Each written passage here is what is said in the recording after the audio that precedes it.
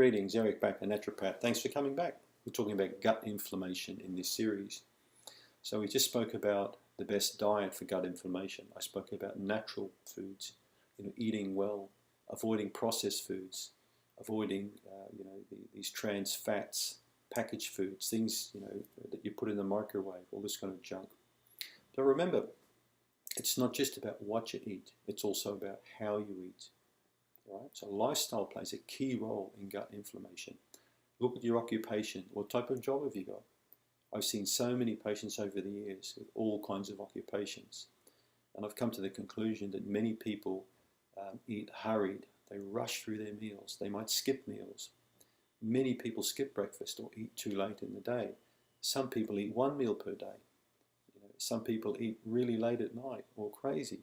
A lot of my Muslim patients I've seen with the Ramadan, they don't eat at all for 1 month of the year. They'll eat nothing from sun up to sundown, and then they eat too much food at night time. So these are the sort of things that can create gut inflammation. It's lifestyle habits. I'm not saying being a Muslim is bad. I think it's marvelous. People have got great religious convictions, but it just shows you how these sorts of things can cause problems. Starving yourself and then eating a lot of food. Now I see this also with people who go on fasts regularly or crazy kinds of diets. These are not good things to do. So are you an Uber driver, for example? I've been catching a few Ubers up now that I'm up here in Auckland on work for a few days. So I talk to the Uber drivers quite often, and these guys will go from one job to another. Some of them can't even use a bathroom when they want to use a bathroom. They have to hold it in. I mean, how crazy is that? Some Uber drivers I've seen basically will just be eating in their car. They've got no time for lunch. They're drinking a bit of water here and there, and they're stressed and worried all the time. These are bad habits, and these things lead to digestive problems. Taxi drivers, bus drivers, truck drivers, aeroplane pilots, nurses, shift workers, carers, teachers. Many people don't really have in my opinion, balanced and appropriate eating styles. Right? So there's no point eating great food if you don't eat it properly or eat it, according to a natural sort of a lifestyle.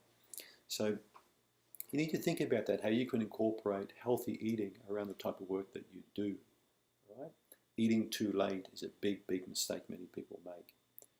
That they may skip, for example, eating around 6 p.m. or 7 p.m. They'll be eating instead at 10 or 11 p.m. They're too busy on their computer. They can't be bothered, or they're not hungry. And then when they do eat, they'll be eating in front of Facebook, or eating in front of, again, a movie they're watching or something like that. So again, not a good idea. You don't need to be bang on with your times when you're eating. For example, it's 9 p.m. or it's 8 a.m. I'm going to have breakfast right now. It's 8 o'clock.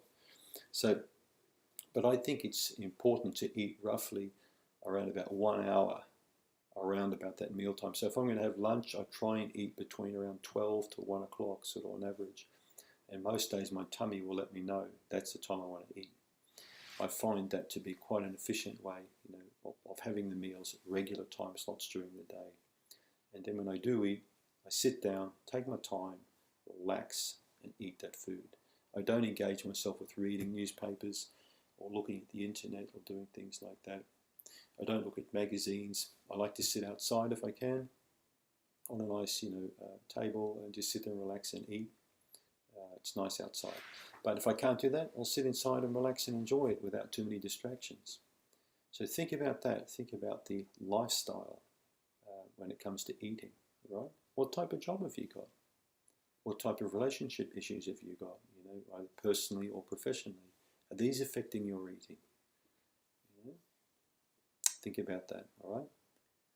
So I hope that gives you a little bit of information. It's not just about what you eat, it's how you eat. Are you chewing food properly? Are you drinking alcohol with your meals? All these sorts of recommendations I've made in some of my other videos. I want you to think about those right now and try and put it right. Try and make some corrections if you can. This is how you reduce gut inflammation. Thanks for tuning in.